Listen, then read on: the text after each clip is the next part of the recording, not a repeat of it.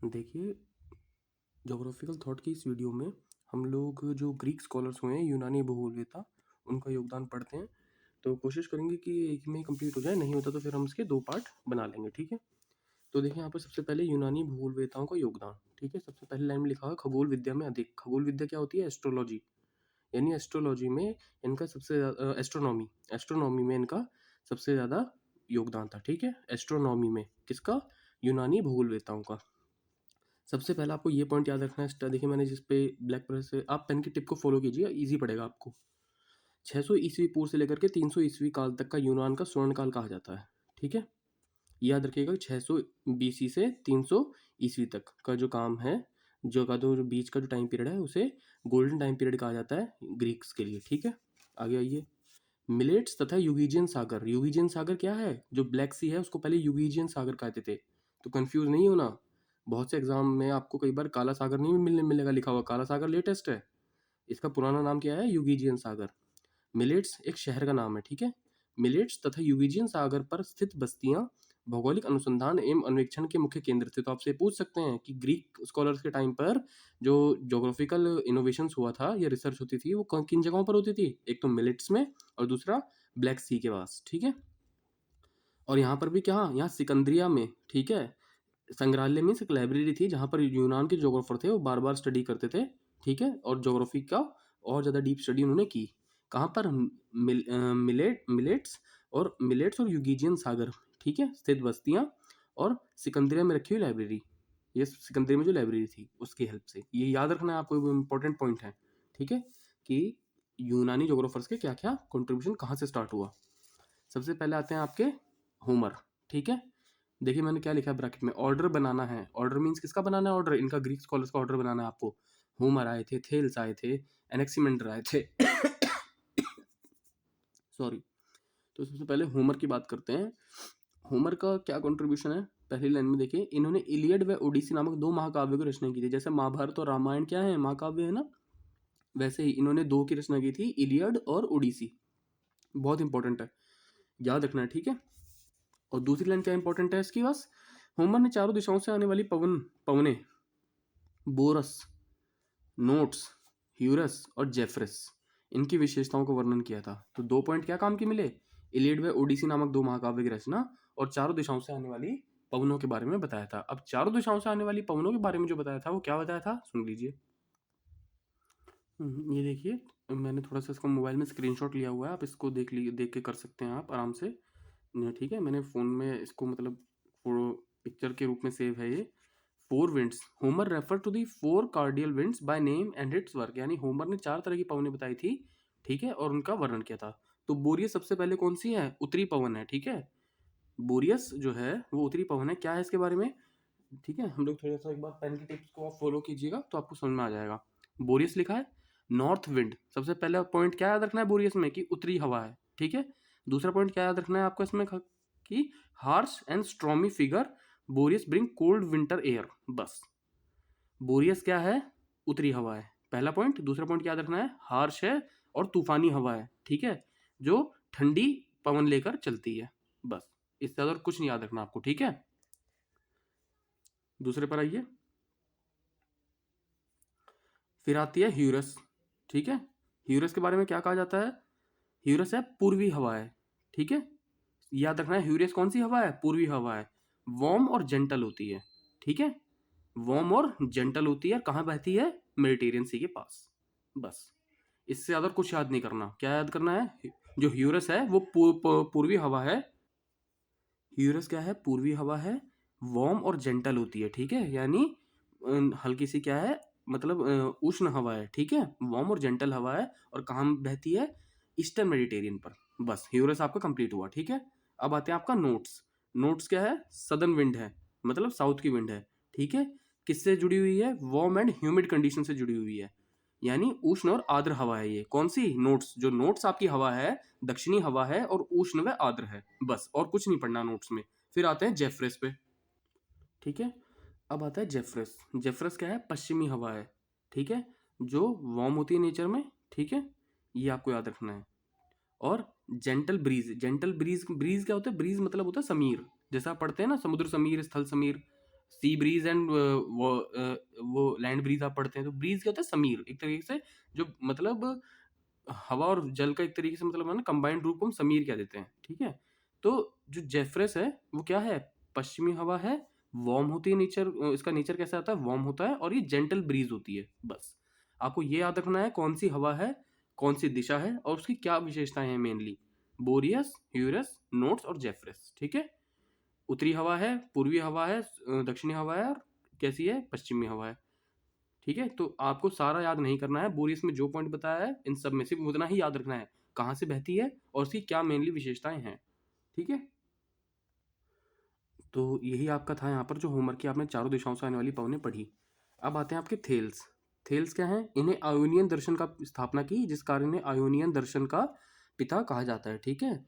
जो फिलॉसफी की स्थापना की थी आयोनियन, उसके उसके फादर कौन है, थेल्स हुए आपके, ठीक है। एक तो ये पॉइंट याद रखना है। दूसरा, इन्होंने ज्यामिति के अनेक प्रमेयों की रचना की। ज्यामिति मीन्स ज्योमेट्री, ठीक है। ज्योमेट्री की उन्होंने, ज्योमेट्री कौन सी, वो पेन पेंसिल रखने वाली नहीं, मैथमेटिक्स में होती है ज्योमेट्री, ठीक है। पेन पेंसिल लिखने वाली नहीं, जो मैथमेटिक्स में यूज करते हैं ना ज्योमेट्री, ट्राइंगल, रेक्टेंगल, उसकी बात हो रही है यहाँ पर। तो उससे रिलेटेड इन्होंने बहुत सारी थ्योरम्स बनाई थी, और उन्होंने आयोनियन दर्शन की स्थापना की, जिस कारण इन्हें आयोनियन दर्शन का पिता कहा जाता है, किसको, थेल्स को, ठीक है। फिर आते हैं आपके एनेक्सिमेंडर। इन्होंने बेबीलोन के एक यंत्र, बेबीलोन क्या है, एक जगह है, कहाँ पर है, ईरान में, पर्शियम, ठीक है। ईरान में बेबीलोन एक जगह है, उसके बारे में बताया जा रहा है यहाँ पर। इन्होंने बेबीलोन के एक यंत्र नोमेन, एक तो आपको याद रखना है कि बेबीलोन का यंत्र था, उसका नाम क्या था, बहुत इंपॉर्टेंट, नोमेन, नोमेन नाम था उस यंत्र का, उसका यूज किया था। और इस यंत्र की मदद से क्या किया इन्होंने, सूर्य, जो कि सूर्य घड़ी के समान होता है, सहायता से देशांतर निश्चित किया। तो आपसे पूछ सकते हैं कि एनेक्सिमेंडर ने कौन सा यंत्र यूज किया, तो उसका नाम था नोमेन। कैसा था, सूर्य घड़ी के समान, जैसे सूर्य की घड़ी होती है वैसे, ठीक है।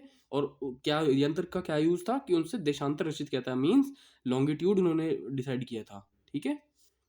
वह प्रथम व्यक्ति था जिसने मापक के आधार पर विश्व का मानचित्र बनाया था, मोस्ट इंपोर्टेंट। एनेक्सिमेंडर के बारे में पूछा जाता है कि वो कौन सा आदमी था जिसने सबसे पहले मापक, स्केल, जो आप नीचे देखते हैं स्केल बना रहता है ना हर मैप में, स्केल के बेस पर विश्व का फर्स्ट मानचित्र किसने बनाया था, एनेक्सिमेंडर ने बनाया था, ठीक है। थेल्स के साथ एनेक्सिमेंडर को भी गणितीय भूगोल का पिता या संस्थापक कहा जाता है, याद रखिएगा। Thales and Anaximander both are considered as the father of mathematical geography, clear. अब आते हैं हम हेकेटियस पर। इसके बाद आया आपके हेकेटियस। विश्व को सर्वप्रथम क्रमबद्ध वर्णन करने के कारण इन्हें भूगोल का पिता कहा जाता है। देखिए कंफ्यूज मत होइएगा, भूगोल का पिता एरोटेस्थनीज को भी कहते हैं, भूगोल का पिता हेकेटियस को भी कहते हैं। फर्क क्या है कि हेकेटियस को ज्योग्राफी के फादर इसलिए कहा जाता है क्योंकि इन्होंने ज्योग्राफी को सिस्टमेटिकली पहले डिफाइन किया था, क्रमबद्ध वर्णन किया था।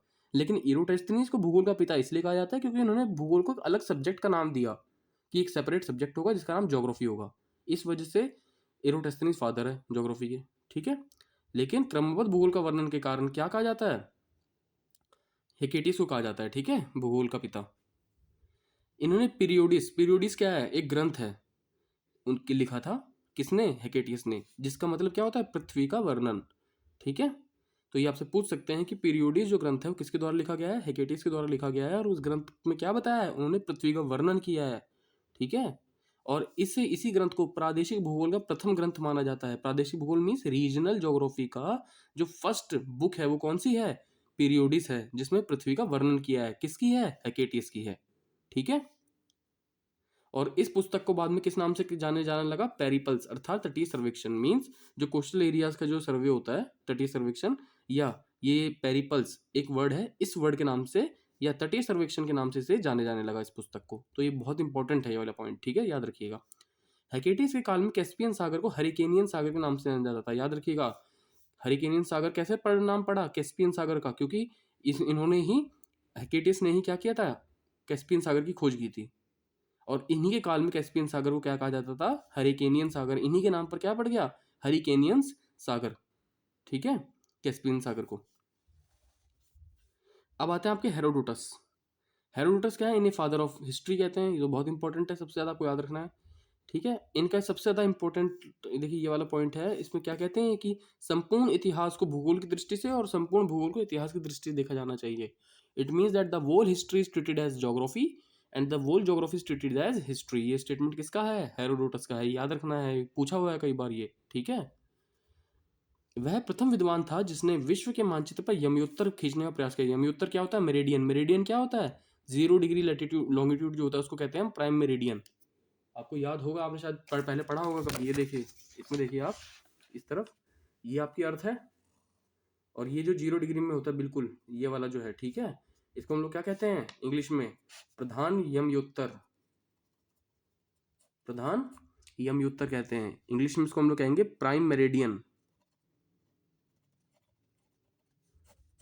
Prime meridian. प्राइम मेरिडियन का क्या यूज होता है? It is use to calculate time. Time zone जो हम कैलकुलेट करते हैं, कहाँ से गुजर रहा है 0 डिग्री प्रधान यमयोत्तर आपका? यूके से। यूके में कहाँ से? ग्रीनविच।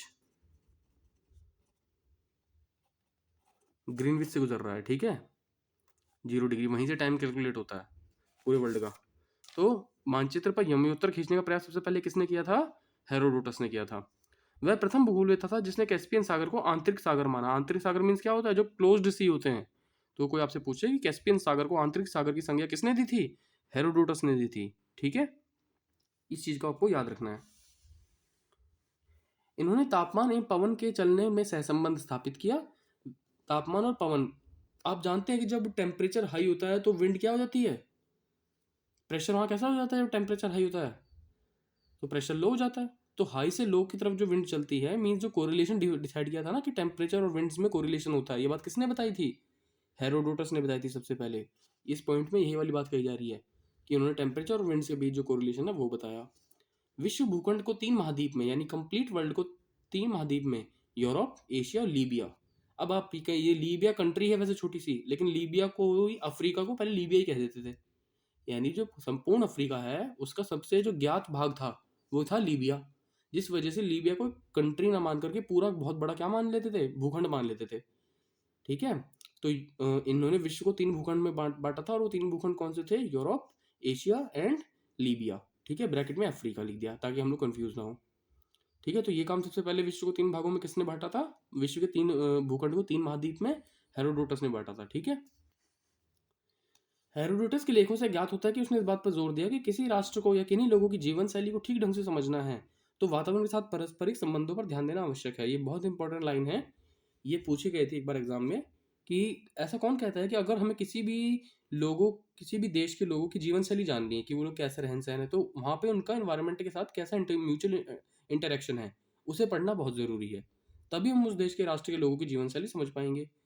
ये बात किसने कही? हेरोडोटस ने। और उनकी इन्हीं बात से क्या पता चलता है कि ये डिटर्मिनिस्ट हैं, ठीक है, वातावरण निश्चयवादी हैं। मीन्स इन्होंने क्या किया था? ये वातावरण निश्चयवादी थे, आई मीन इन्वायरमेंट को टॉप पर रखते थे, ठीक है।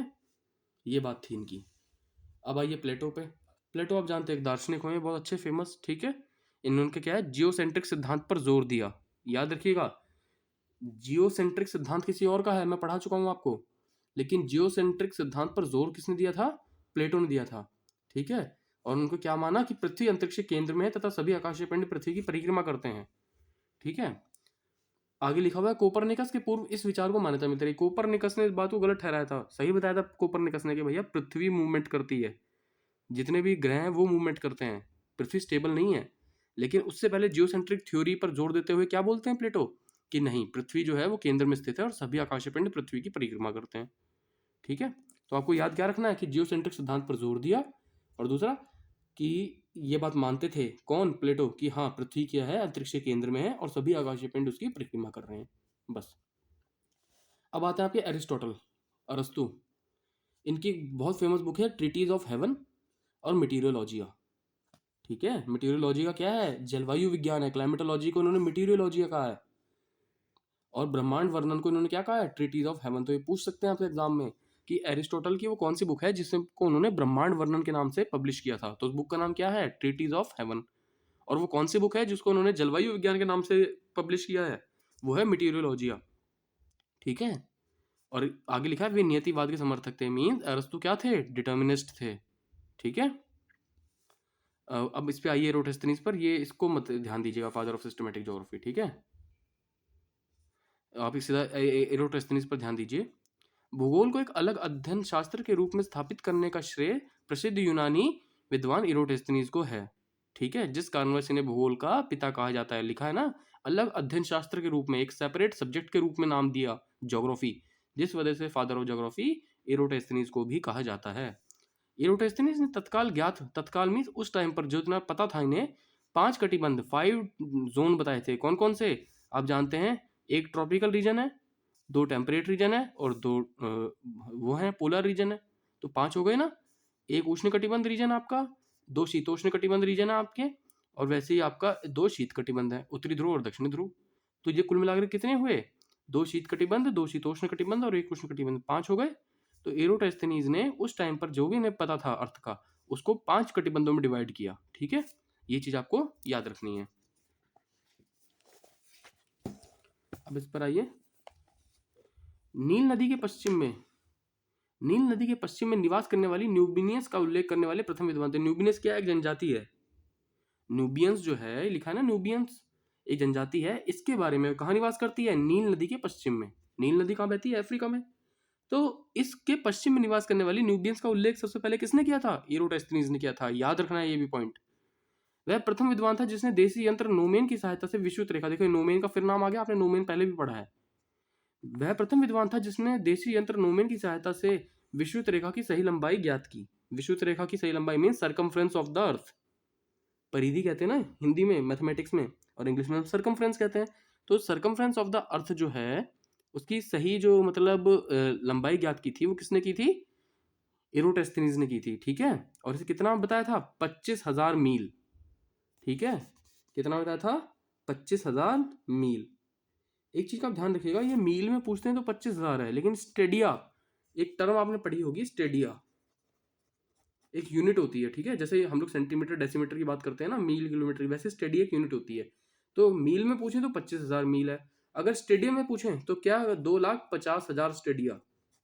याद रखिएगा, स्टेडिया पूछे तो 2,50,000 स्टेडिया। मील में आपसे पूछे तो 25,000 मील। ये फर्क है स्टेडिया में और मील में।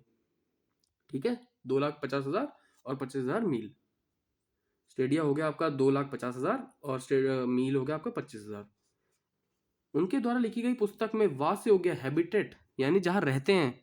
ये मैंने अभी आपको जस्ट बताया था कि हैबिटेट विश्व को इक्यूमेन कहा। इक्यूमेन की स्पेलिंग देखिए ध्यान से, ओकुमेन नहीं है ये। ओकुमेन किसने कहा था निवास स्थान को? स्ट्रेबो ने कहा था। स्ट्रेबो रोमन जोग्राफर हैं, लेकिन हैबिटेट प्लेस को इक्यूमेन, EKUMEN किसने कहा? आपके एरोटेस्थनीज ने कहा। ठीक है, ये चीज का ध्यान रखिएगा। उन्होंने जोग्राफिया नामक पुस्तक की रचना की, जिससे गणितीय भूगोल का वर्णन किया जाता है। तो याद रखिएगा, जोग्राफिया है ये, जोग्राफी नहीं है, जियोग्राफिया है। जोग्राफिया किसका है? एरोटेस्थनीज का है। ठीक है, कोई पूछे कि जियोग्राफिया किसकी है, फिया लिखा हुआ इसमें, ध्यान रखना, जियोग्राफिया है ना। उन्होंने जियोग्राफिया नामक पुस्तक की रचना की थी एरोटेस्थनीज ने। पृथ्वी की परिधि मापने के लिए उन्होंने साइने एवं अलेक्जेंड्रिया में प्रक्षेप किए। साइने और अलेक्जेंड्रिया कहाँ पर है? ये वही जो लाइब्रेरी मैंने आपको पढ़ाई है कि इनकी लाइब्रेरी स्टेब्लिश थी काला सागर यूगीजन सागर के पास वाली बात, जो मैंने ग्रीक स्कॉलर स्टार्ट करते वक्त पढ़ाई है आपको। ठीक है, तो ये वही बात है कि साइनो अलेक्जेंड्रिया में प्रेक्षण किए। ठीक है, इस चीज़ का आप ध्यान रखिएगा। एरोटेस्थनीज का मेजर कंट्रीब्यूशन यही है बस। ठीक है, और बाकी आपको इसमें जो अभी रह गए हैं 1-2 स्कॉलर, जैसे हिप्पार्कस और पोसिडोनियस रह गए हैं, वो हम पार्ट 2 में बात करते हैं, क्योंकि वो थोड़ा सा लंबा है पोर्शन है ग्रीक का। तो पार्ट 1 आपका ग्रीक स्कॉलर का यहाँ पर खत्म होता है। ओके।